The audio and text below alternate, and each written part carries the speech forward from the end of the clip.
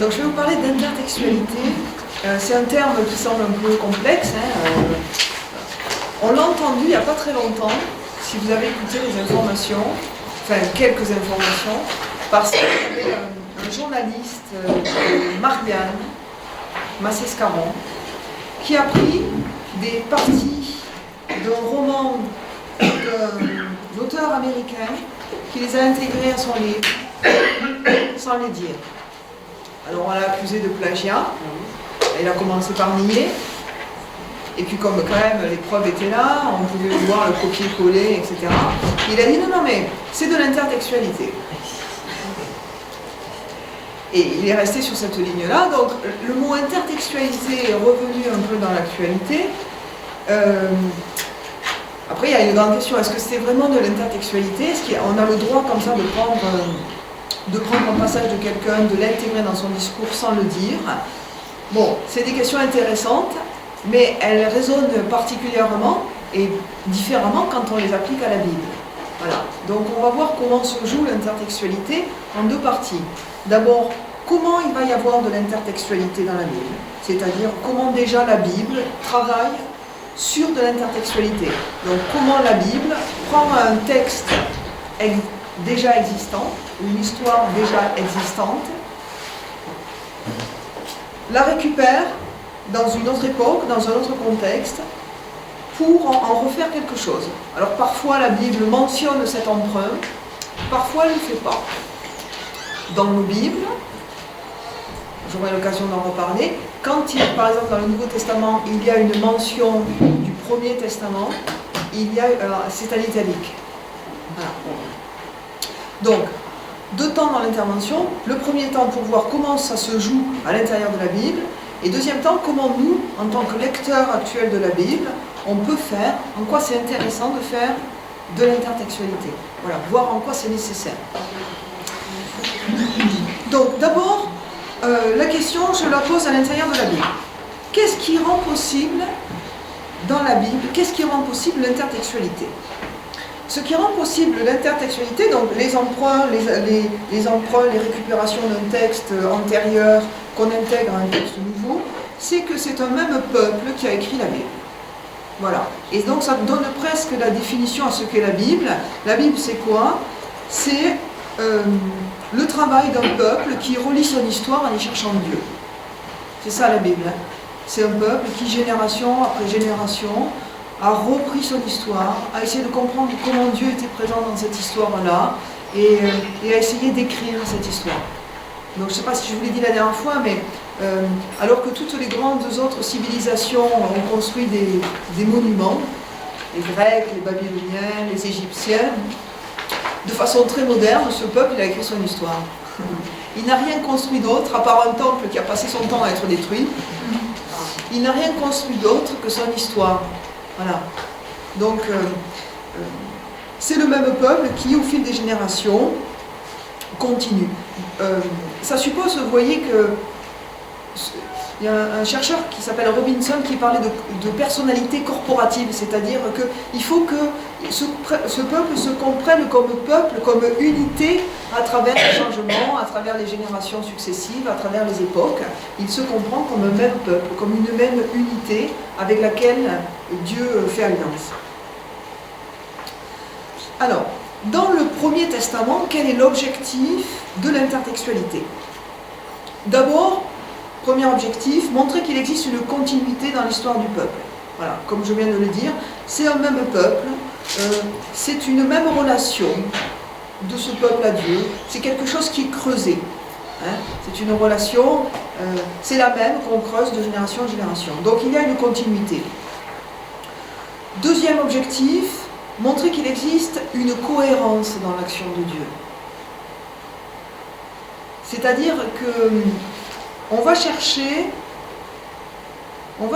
comment ce Dieu, qu'on va comprendre de différentes manières selon les époques, mais est cohérent. C'est-à-dire qu'il a fait alliance et qu'à travers des contextes différents, à travers des situations différentes, ce peuple, il est fidèle. Voilà. Donc, l'intertextualité, la référence à des épisodes précédents, montre la fidélité de Dieu. Troisième objectif, l'actualisation. On va prendre des bouts du texte précédent, de l'histoire précédente, pour les actualiser et pour montrer que finalement, ces vieux textes, ils sont encore valables aujourd'hui. Voilà. Donc, super, la télécommande va arriver. Donc, vous voyez, c'est ce que dit Isaïe, chapitre 40, verset 8, « La parole de notre Dieu demeure à jamais ». C'est-à-dire, c'est une idée intéressante qui veut qu'un texte écrit il y a 200 ans, il garde une actualité. Mais pour qu'il garde une actualité, il va falloir quand même l'interpréter. Donc 2 remarques par rapport à ces 3 objectifs.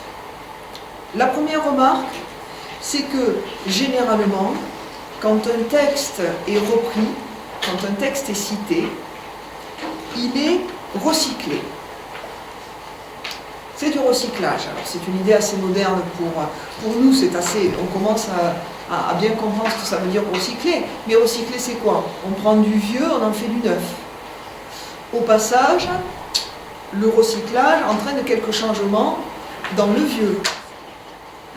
Et la Bible, quand elle utilise un texte qui a été écrit des années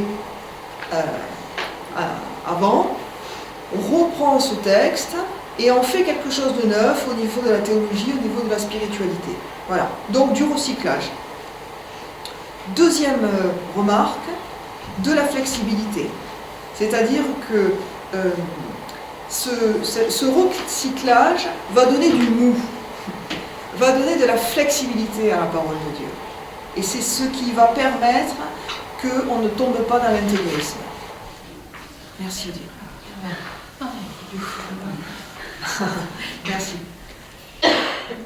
C'est ce qui va permettre qu'on ne tombe pas dans l'intégrisme, dans la rigidité, dans la fixité. Ok, on récupère du vieux, mais on ne va pas faire que le vieux soit du copier-coller. On va reprendre du vieux, en le recyclant, on va lui donner une autre teinte, on va le polisser, on va lui donner une autre couleur, et donc une autre pertinence pour aujourd'hui. Voilà. Donc, ok, on prend du vieux, mais on ne repart pas en arrière. On ne répète pas le passé. Alors, ça va jusque-là? Ça va aller encore mieux maintenant que c'est calme. Donc, dans le Nouveau Testament aussi, on a un travail d'intertextualité. Alors, pourquoi on a un travail d'intertextualité dans le Nouveau Testament? D'abord, je vais citer une citation, enfin une phrase d'Henri de Lubac, que je trouve très juste, qui me paraît très belle aussi, qui dit « La vérité chrétienne n'a pas pénétré des esprits vides. » La vérité chrétienne n'a pas pénétré des esprits vides. C'est-à-dire que toutes les paroles que Jésus a pu avoir ont été entendues par des gens qui avaient un sacré bagage religieux, qui avaient une connaissance des textes, qui connaissaient leur tradition. Voilà. Et du coup, vous voyez bien que l'enseignement de Jésus, ce qu'il était par sa vie et par ses paroles, par son enseignement, va s'inscrire dans une continuité avec ce qui l'a précédé. Il y a une grande tradition juive, multiple à cette époque-là, et ce que va dire Jésus va venir en continuité. En gros, il y a eu plusieurs alliances, et Jésus va proposer une alliance nouvelle de notre type. Mais cette alliance nouvelle, elle est à comprendre en fonction de tout ce qui a précédé Jésus. C'est d'ailleurs ce qui nous permet de comprendre Jésus. C'est Jean-Paul II qui disait « Si vous coupez Jésus de l'Ancien Testament, vous en faites un météorite. » C'est très juste. Vous en faites un météorite. Quelqu'un d'impossible à croire. Un électron libre. Voilà, il était aussi électron libre. Oui. Mais voilà. Donc, pour vous dire que les paroles de Jésus vont d'abord arriver dans une continuité vis-à-vis de toute une tradition qui parlait de Dieu, qui parlait d'un Dieu qui s'engage auprès des hommes, qui parlait d'un Dieu qui fait alliance. Et en même temps, ce que va faire et dire Jésus s'inscrit dans une discontinuité. Il y a quelque chose d'absolument nouveau dans ce que dit Jésus. Ah bon, alors c'est pas le lieu d'en parler, mais cette proximité avec le Père, ce salut offert, tout ça, c'est quelque chose qu'on ne trouvait pas dit comme ça, clairement, avant. Alors, une fois que j'ai posé l'arrière-fond, maintenant, quels sont les objectifs de l'intertextualité dans le Nouveau Testament? D'abord, très clairement, reproduire les paroles du Christ. C'est-à-dire que le Christ lui-même, de ce qu'on sait de ce qu'il a dit, a pensé, a réfléchi, s'est compris, en citant le Premier Testament. Lui-même a cité la Bible. Lui-même a commencé par faire de l'intertextualité. Donc s'il y a de l'intertextualité, s'il y a des références au Premier Testament dans le Nouveau Testament, c'est parce que Jésus s'est compris à partir de ce passé-là, à partir de ces textes déjà existants de la Bible hébraïque. Après, deuxième point, on sait bien que le Nouveau Testament n'a pas été écrit par Jésus. Hein? Bon, il a été écrit par des gens qui ont repris, qui ont connu ou pas Jésus, qui ont mis par écrit certains de ses enseignements et qui à un moment donné ont fait un corpus, fait des livres. Pour ces gens qui ont écrit, il s'agissait de dégager une cohérence.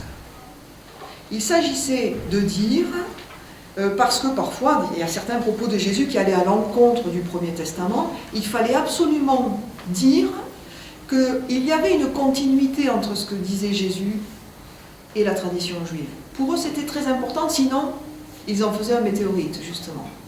Et donc, pour essayer d'expliquer qui était Jésus et quel était ce lien avec toute la révélation passée, les personnes qui ont écrit le Nouveau Testament ont cité des textes du Premier Testament pour bien montrer la cohérence dans la révélation de Dieu. Donc c'était très très important de montrer cette cohérence dans la révélation. Et c'est l'idée que le plus souvent, Jésus ne vient pas contredire, mais accomplir. Contredire, ça voudrait dire qu'il y a une discontinuité totale, qui dit des choses absolument contraires à ce qui était marqué dans le Premier Testament. Et la logique, c'était pas ça. La logique, c'était pas de dire il est contre le Premier Testament, pas du tout. Il n'y a pas de Premier Testament, il n'y a pas de Jésus. Il n'y a pas de peuple juif, il n'y a pas de Jésus. C'est pas un hasard si le Messie, attendu par ce peuple, naît dans le peuple. Voilà, on pourra en reparler, mais c'est une grande question, mais je crois qu'il faut vraiment tenir cette cohérence jusqu'au bout. Et du coup, bien montrer, en citant des textes du Premier Testament, bien montrer cette cohérence et cet accomplissement dans la personne de Jésus. Il ne vient pas abolir, mais accomplir. Quelque chose des espérances, de la promesse de Dieu, de la révélation. Et puis, troisième objectif, un peu moins, on va dire, glorieux, mais à l'époque c'était important, montrer aux Juifs qui refusent de reconnaître que Jésus est le Messie, leur montrer, leur prouver que Jésus est bien le Messie. Bon, j'allais dire, c'est un peu moins gratuit comme geste, hein, mais à l'époque c'était important dans la polémique entre Juifs, puisqu'à l'époque tout le monde est juif. Il y a les judéo-chrétiens, il y a les Juifs, ils se bagarrent pour savoir si Jésus est le Messie ou pas. Donc, pouvoir citer des textes du Premier Testament, c'est pouvoir dire, regardez, c'est bien, il est bien en cohérence avec ce qui était annoncé plus tôt. Donc, c'est bien le Messie. Vous vous trompez en disant que ce n'est pas le Messie.